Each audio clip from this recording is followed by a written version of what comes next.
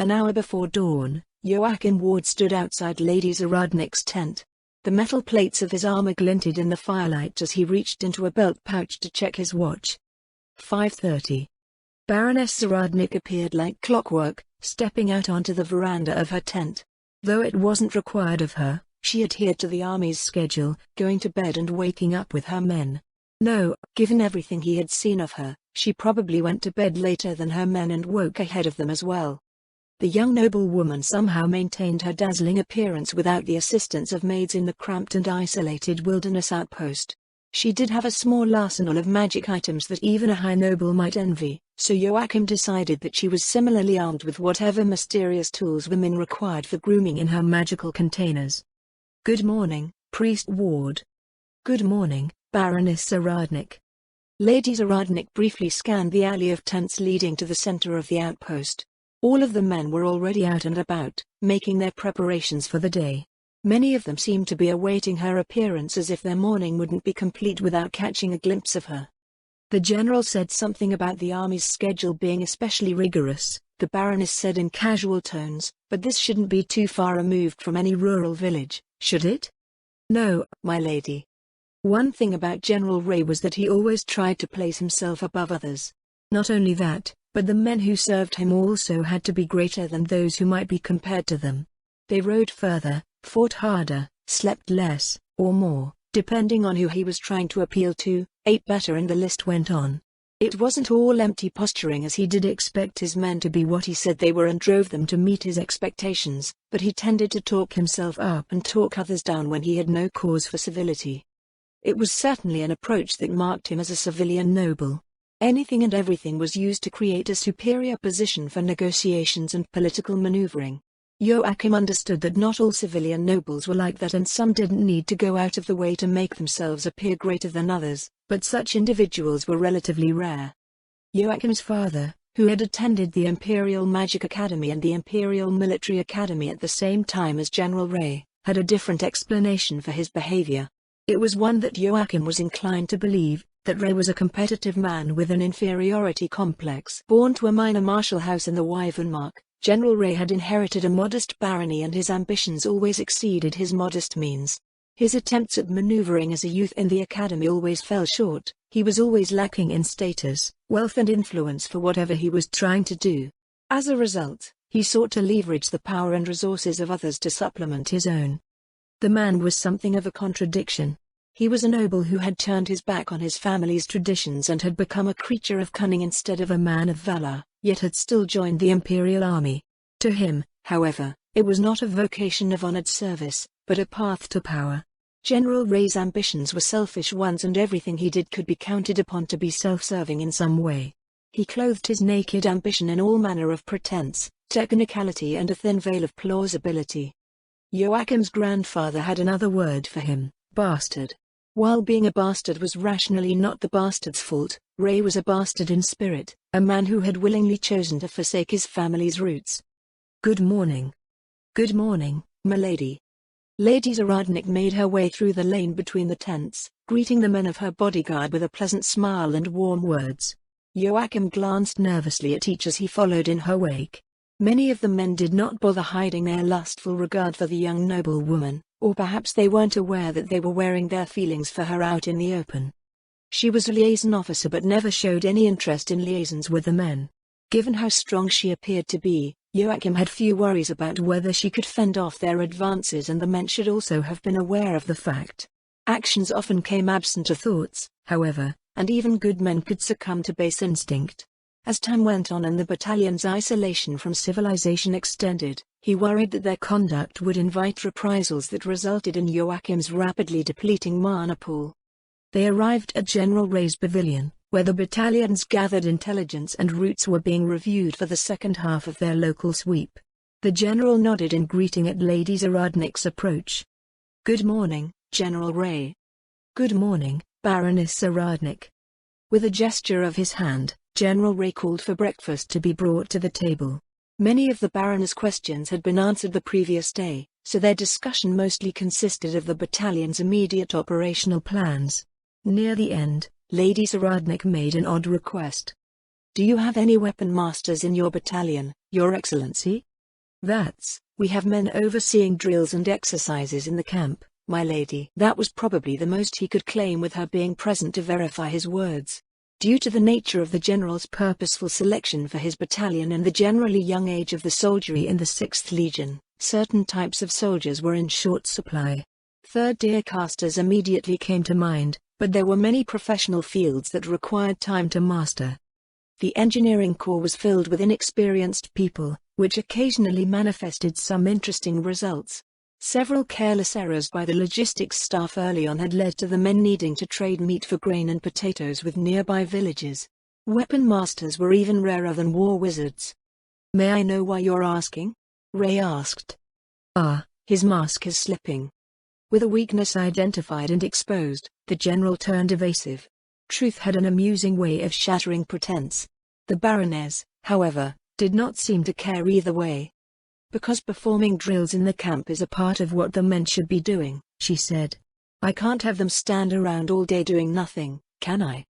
"You're not accompanying us on our sweep today, my lady?"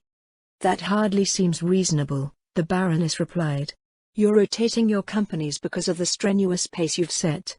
All of my men have been riding for 2 days straight. For half of them, it's been 3 since they were on a sortie during the afternoon that I arrived. Then I can arrange for another squad to guard you while these men rest.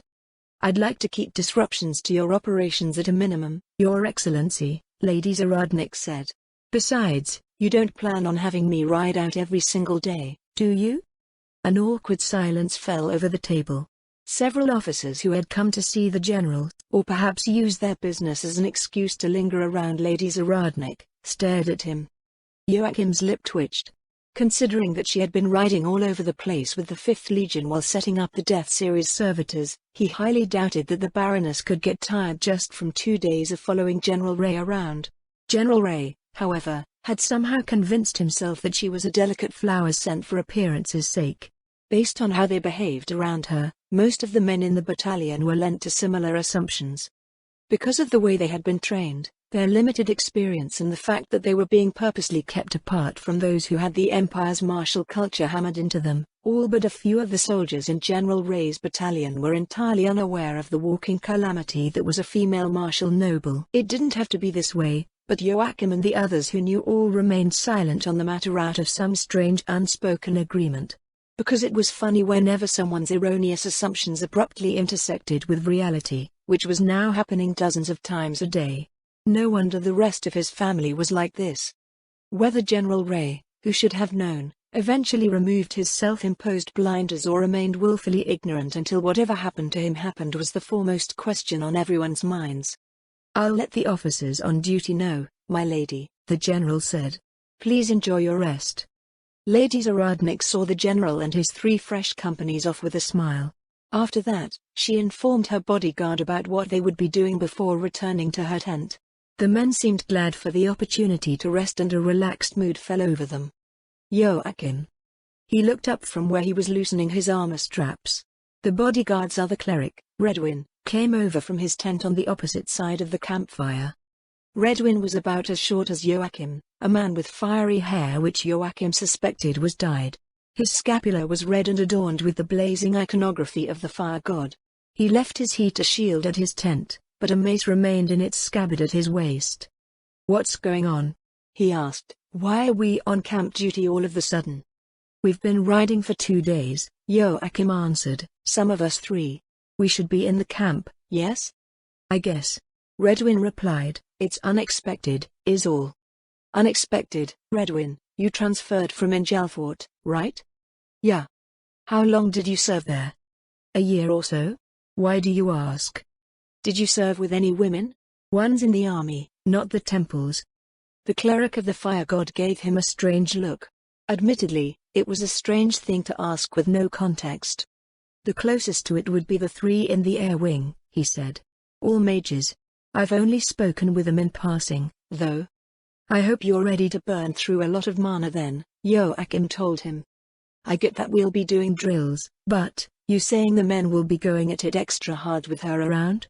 "Technically, I don't think that's incorrect." "Well, you'll see. Help me out of this thing."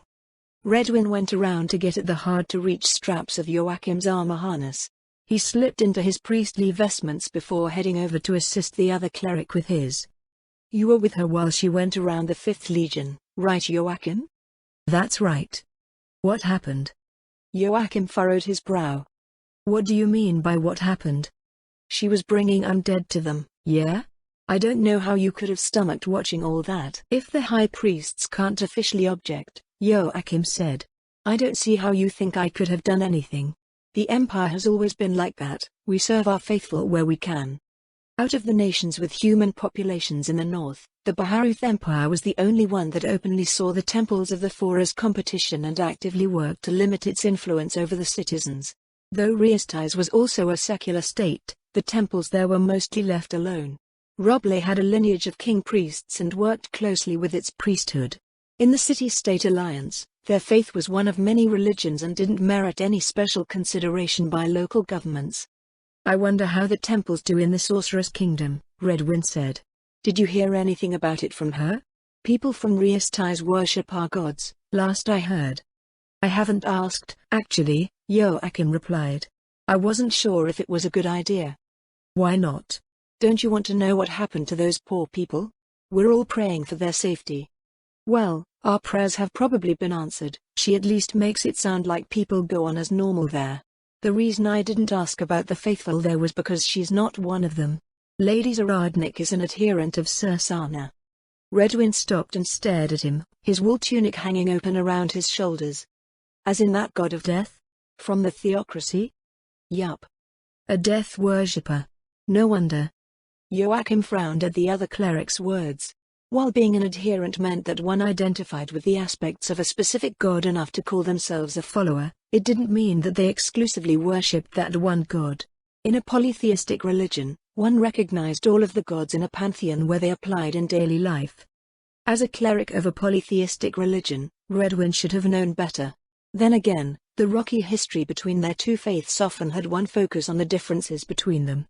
It didn't help that the faith of the Four considered the undead anathema while followers of the Six nonsensically worshipped an undead god.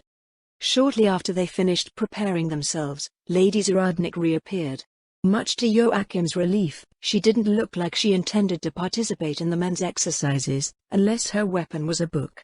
That ain't Dreams of Red. Redwyn eyed the massive tome warily. You've read Dreams of Red? Lady Zaradnik asked. Sure have. The fire cleric brightened. I brought both volumes with me on this offensive. Joachim narrowed his eyes at the beaming man. What happened to the whole death worshipper thing from just now? He vaguely recalled that Redwyn was something of a hopeless romantic as well. From fantastic tales to imperial propaganda, he ate it all up. Well, unfortunately, this isn't volume 3, Lady Zaradnik smiled back, but I hear that it's supposed to start appearing in stores this spring. Redwyn stared at the Baroness, eyes wider than when Joachim had informed the man that she was an adherent of Sursana. Really? I sure hope we're done here before it sells out. Who's your favorite character? Mine's Veronica. Out of the main characters, Clarence is my favorite.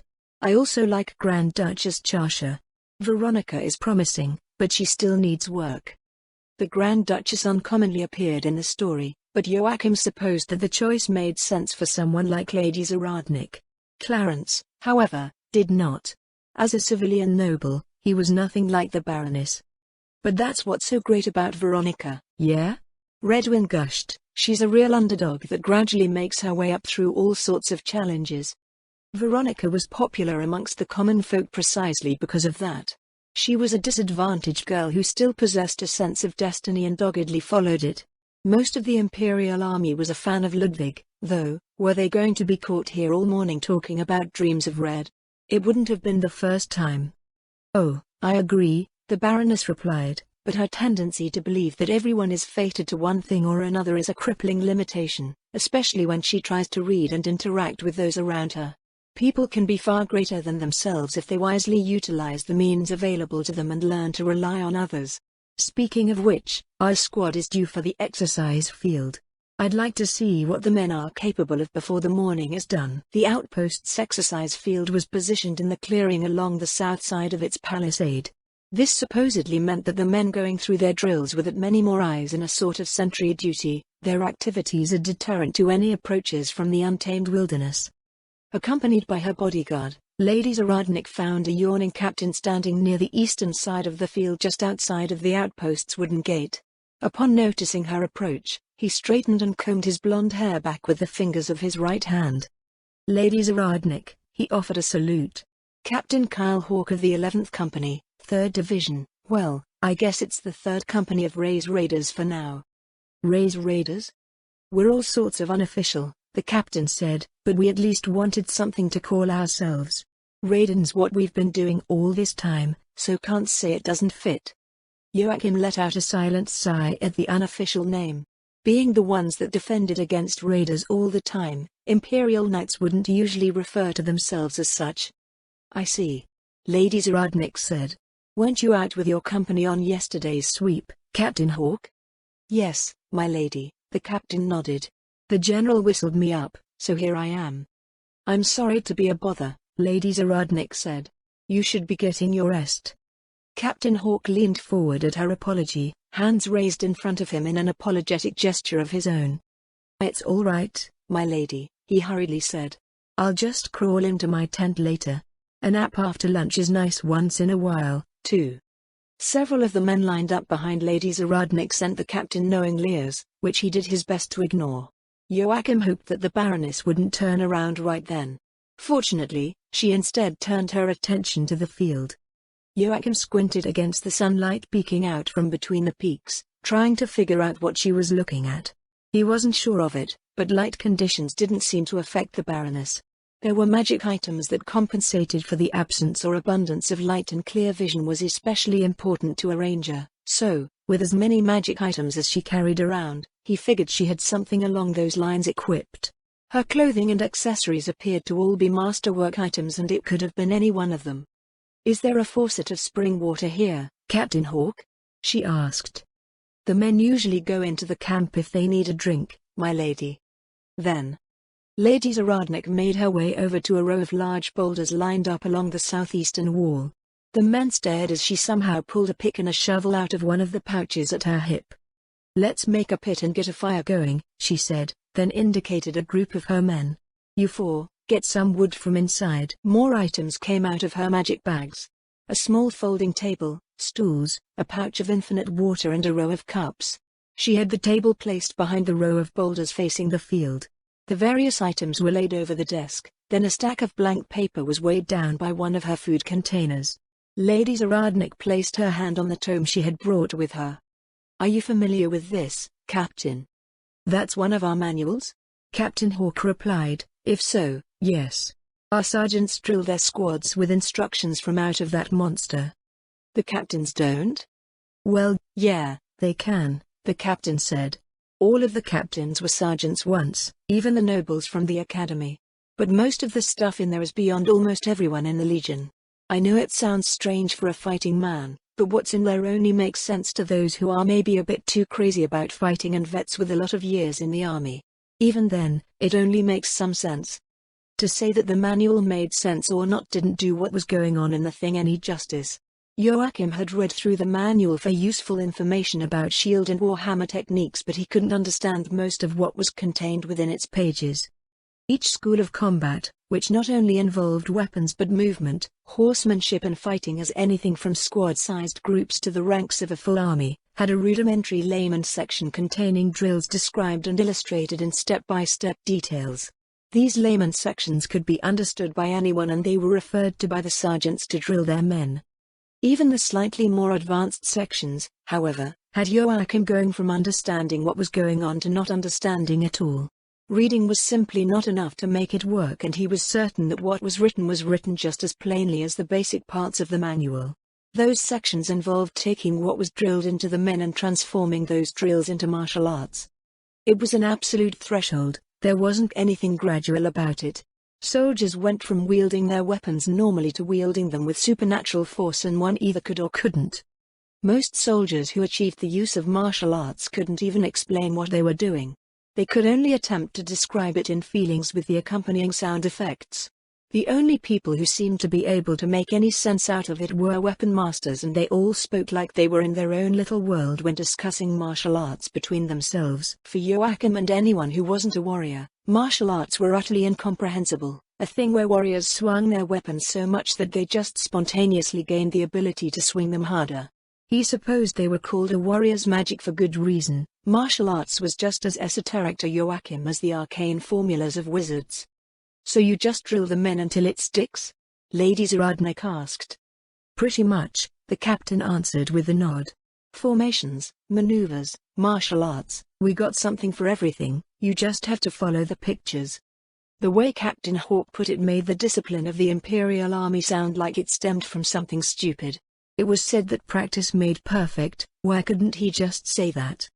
Many members of the 6th Legion went through a training regimen that differs from a regular Imperial Army group, Lady Zaradnik said. How do they compare to fresh recruits in the other legions? That's where the new 6th Legion stands out, I think, the captain replied. I started out in the 8th Legion 5 years ago and the new recruits, including me, were just weak little pukes for the first 2 or so years. Most of us didn't start picking up martial arts until 3 or 4 years in. Here in the 6th Legion, they trained for half a year non-stop, so even the fresh recruits have basic martial arts. Those that came in from the 7th and 8th Legion toughened up a fair bit too. But the recruits aren't trained for policing duties, the Baroness noted, nor do they have experience working around civilians. I also witnessed some interesting conduct from off-duty 6th Legion soldiers. They can run a basic patrol, at best, Captain Hawk admitted. As for the rest, the 6th Legion's not meant for that. Part of it's just from being fresh out of basic training, too. I know I strutted around town for the first half year or so after joining the army. Maybe a bit of excitement and pride couldn't be helped, but the men of the 6th Legion were on the edge of running wild in the urban areas of the Wyvernmark. They even came around looking to impress village girls, going so far as to treat them as stand-ins for brothel workers. The senior officers of the Legion did their best to keep them reined in, but there was only so much they could do about it. Lady Zaradnik drew a clipboard from one of her magical containers, pulling a sheet of paper from the desk to attach to it. She then produced the fancy-looking pen Joachim had seen her use on many occasions and continued questioning Captain Hawk. Based on what you've said, am I correct in assuming that each of the warriors in the 6th Legion meets the Army's minimum qualifications for basic martial arts? Yes, my lady, the captain said. They already got Fortress, Focus Battle Aura and a basic strike art for their weapon of choice. A few of the new recruits might have more, those of us that have transferred in from elsewhere definitely do. There's no standard for that, though. That's still very good, Lady Zaradnik said. Assuming they survive, the average adventurer in the Empire and Reastais takes upwards to 2 years to begin grasping martial arts. I feel that standardized, professional training is essential for any institution, and I've seen many things in the Empire that definitively prove this. How does this training continue past the point of basic martial arts, Captain Hawk? It would depend on the person. Everyone can learn more basic martial arts once they pick up their first one. So I guess the best way to put it is that they learn things that help them do whatever they're doing.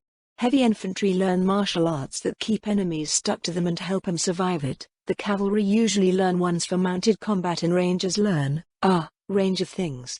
It's a slow process, though, a new drill for every new martial art.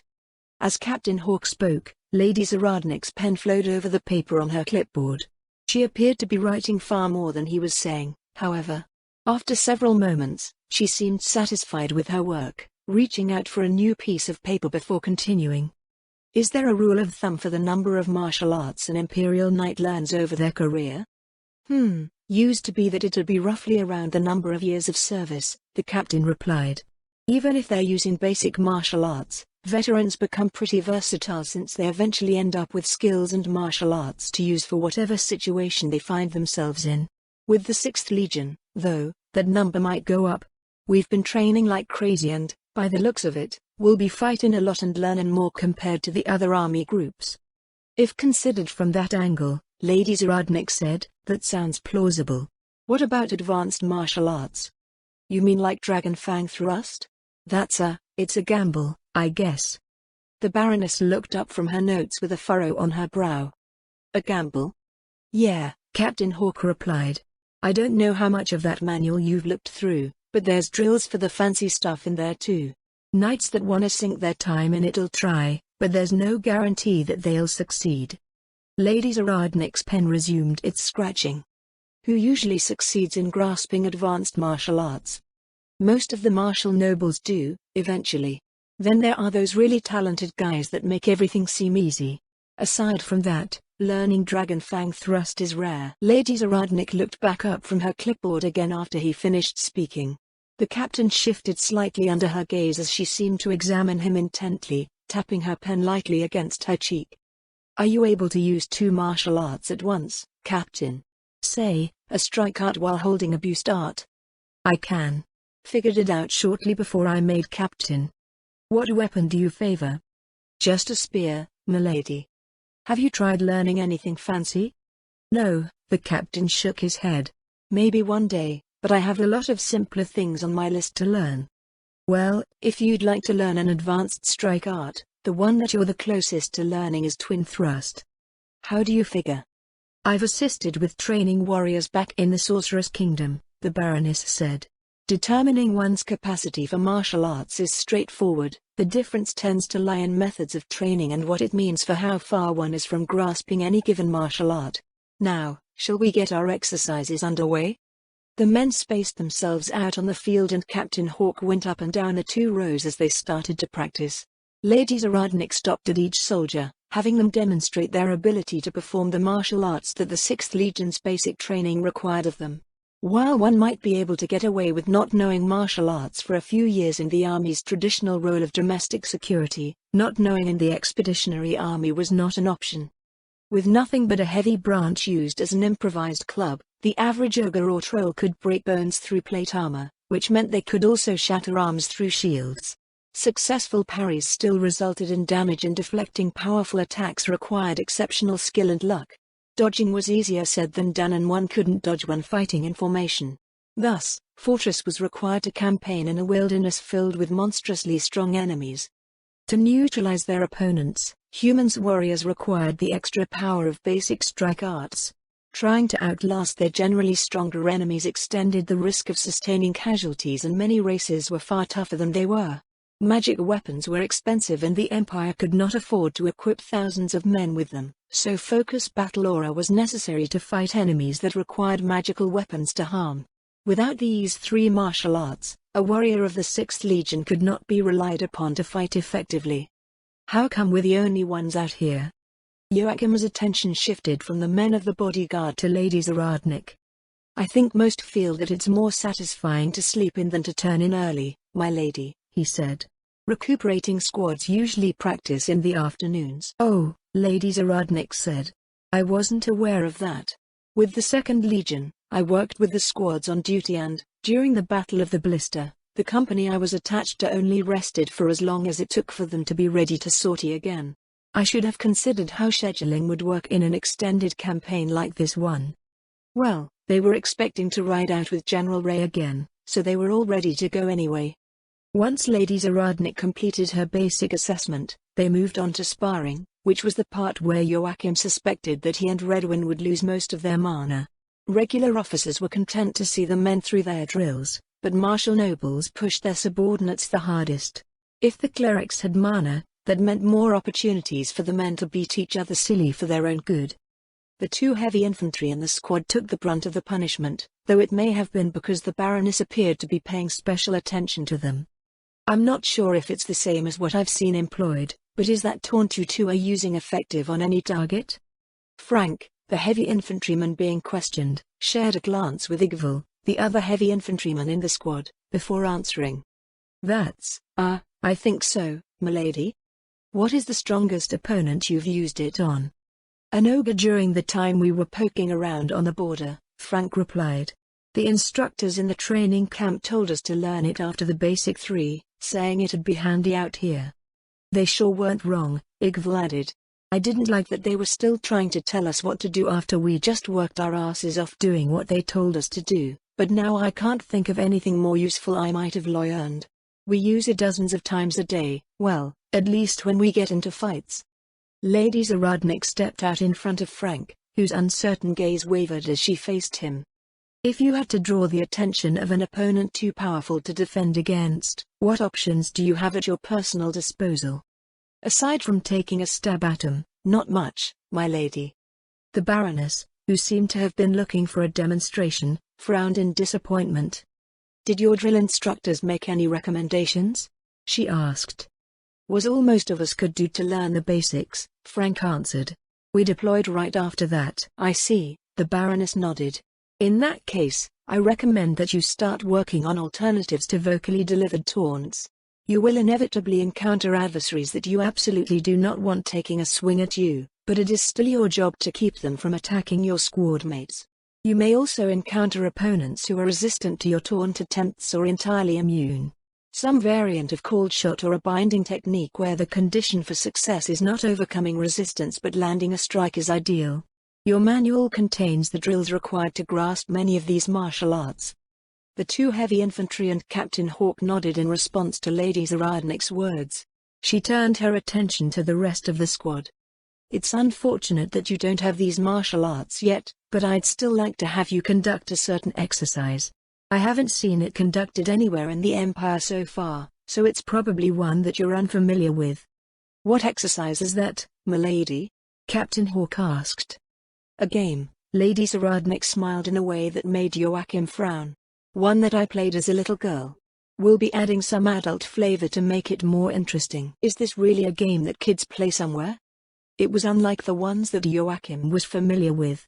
Igval was grouped with Redwin, Destin, a ranger, and Pol, a cavalier. They stood on either side of him, roughly a meter away. The rest of the group, including Captain Hawk and Joachim, were loosely positioned in a circle around them. They were instructed to trade spots with the adjacent surrounding members every few seconds while waiting for an order to attack the trio. "Joachim." Joachim padded in, training weapon brandished.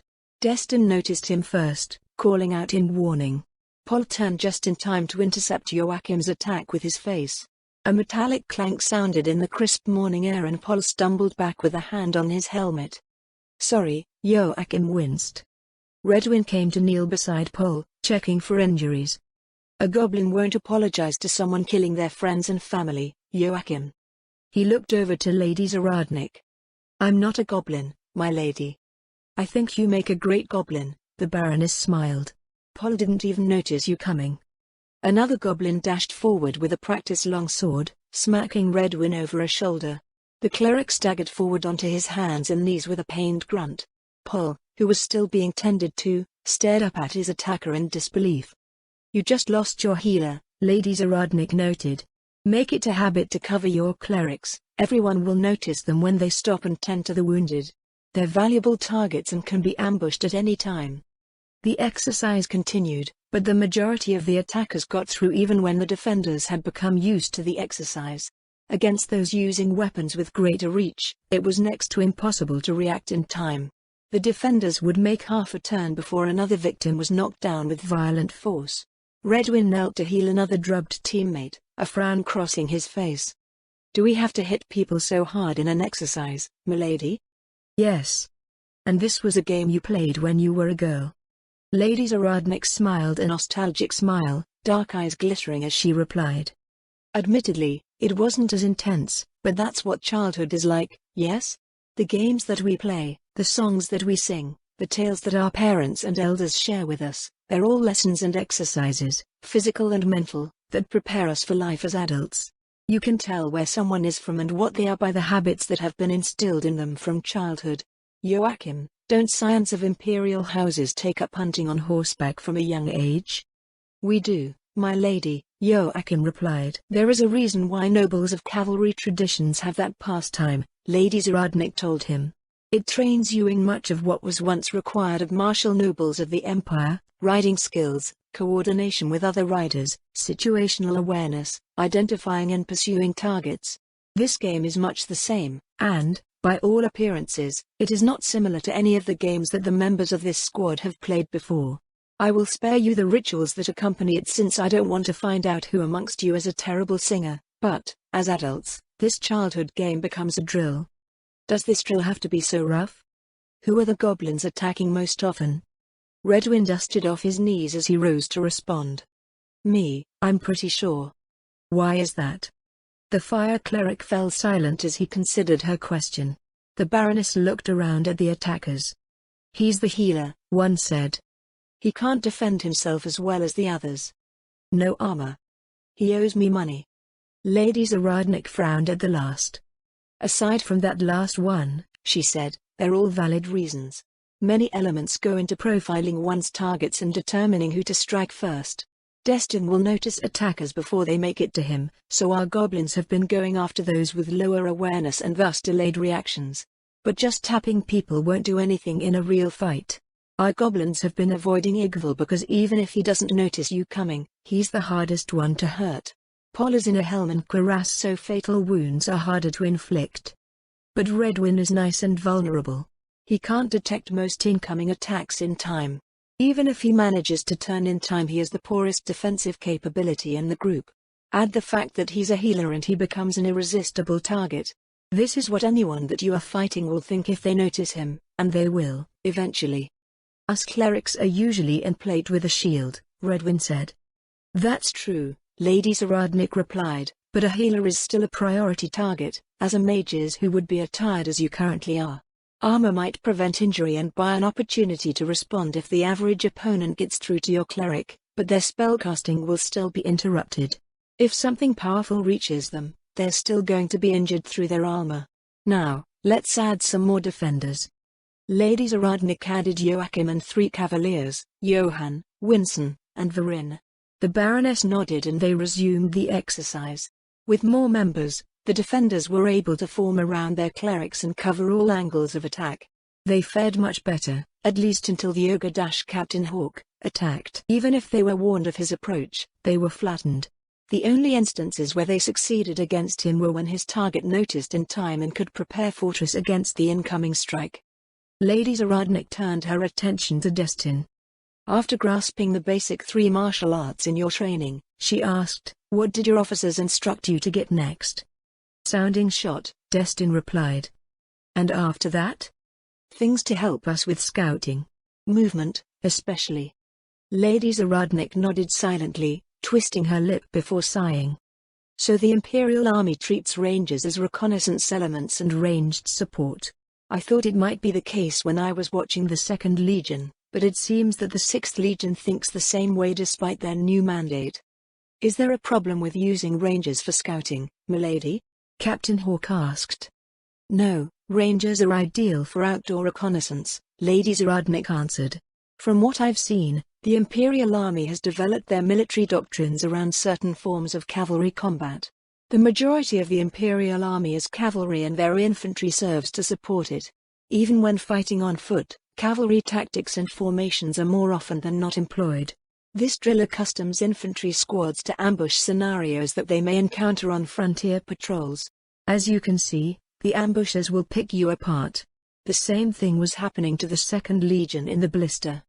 I'm no general, Captain Hawk said, but I'm pretty sure they can't just whip out new doctrines just like that. You're right, the Baroness nodded, but changes don't solely come from the top. They also need not be radical or originate from some unknown source. Frank. Milady? Take the flank. Captain Ogre, attack somewhere inconvenient. Frank, try to stop him when he does. Captain Hawk rushed in from behind, heading straight for Joachim. He made it about halfway before Frank turned him with a challenging shout. The captain's practice spear glanced off of the infantryman's tower shield. Lady Zaradnik turned her attention to the line of cavaliers. Could you react to that? After he turned to Frank, yeah. Johann replied, not when he was going for Joachim, it was too quick. Can you do that, Destin? I don't have that martial art. And your instructors don't recommend it? No, milady. Let me guess, Lady Zaradnik said. Because rangers don't need it? Because it would be useless while you're scouting and silly for an archer to draw someone towards themselves. Destin nodded. Lady Zaradnik turned to regard her bodyguard. Rangers are used as scouts because they can get around quickly, unnoticed and notice things that others cannot. After playing this game, I'm sure you understand that they will almost always detect incoming attacks before everyone else, but unless they're directly in the way, all they can do is warn others and try to put arrows into incoming threats. Destin has to recognize a threat to the squad and the squad has to react to his warning. By then, it's too late. The Baroness walked over to stand on the flank beside Frank. What role do rangers serve when they're in a squad like this, Captain? They're a wildcard, I guess, Captain Hawk said. If they're not scouting ahead, they're in the back looking for targets to pick off. Sometimes they're hidden away somewhere for the same reason. Do they ever stand on the flanks like this? Never. Well, this is where they should be when you're advancing in squad-sized formations. Lady Zaradnik turned in place, sweeping an arm out over the surroundings. Your scouts notice everything first.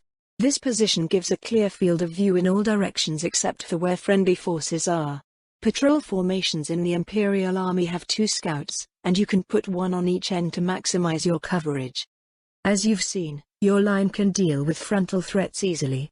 If you get charged head-on by an enemy, anyone in the line can fortress it. If a ranger has the correct tools for skirmishing, they go from relaying information to immediately acting on it, making them ideal for guarding a formation's flanks. Lady Zaradnik produced a shortbow from one of her pouches, as well as several arrows for mock combat. She deftly unlimbered the bow before pointing at Captain Hawk with one of the arrows. Captain, take Himsel and merge and attack this flank. Destin, how far would you say is fair for you to detect an ambush in the woodlands around here? About 30 or 40 meters if it's an ogre and a bunch of goblins. 30 meters, then. Go ahead, Captain. All 3 of us at once, milady? If you don't mind. The captain exchanged looks with the 2 cavaliers. They turned to walk away, speaking between themselves in low voices. Upon reaching their starting distance and turning back around, they hefted their practice weapons. Then, pardon our rudeness, milady. The 3 men raised their spears and wordlessly charged, splitting into 3 approaches. Lady Zaradnik brought her bow up and loosed an arrow, switching to the next held between her knuckles to loose at her next target. The first arrow clinked against the forehead of Himsel's helmet. His head wobbled for a moment before he fell onto his face. The second arrow struck Merge in the thigh at 20 meters. He staggered and struggled to limp along. Captain Hawk reached Lady Zaradnik a second later. Rather than retreating to create distance, she stepped into his charge. With the bow in her left hand, she guided his spear to the side and one of her shiny black boots found the captain's midriff. Horf!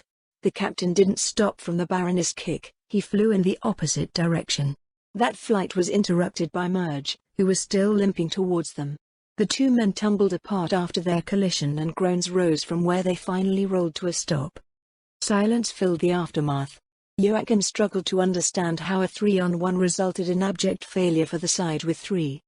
What just happened there? The question that was probably on everyone's minds was voiced by Gaston, the other ranger in the squad. Lady Zaradnik waited until the ogre and his 2 goblins picked themselves back up. I employed 3 martial arts, the Baroness counted off her fingers. The 2 arrows were, well, let's just say they were a variant of cold shot. Are you familiar with it, Gaston? Yes, milady, Gaston nodded. The instructors say that it should be saved for later, though. Too hard to use properly. While riding, certainly, the Baroness agreed. At a distance, perhaps. But do you believe that it would have been ineffective in that attack just now? If they had shields, maybe. As they were, not a chance. I see what you mean, milady, better than just shouting and praying people react in time. It'd work on a goblin or ogre all the same.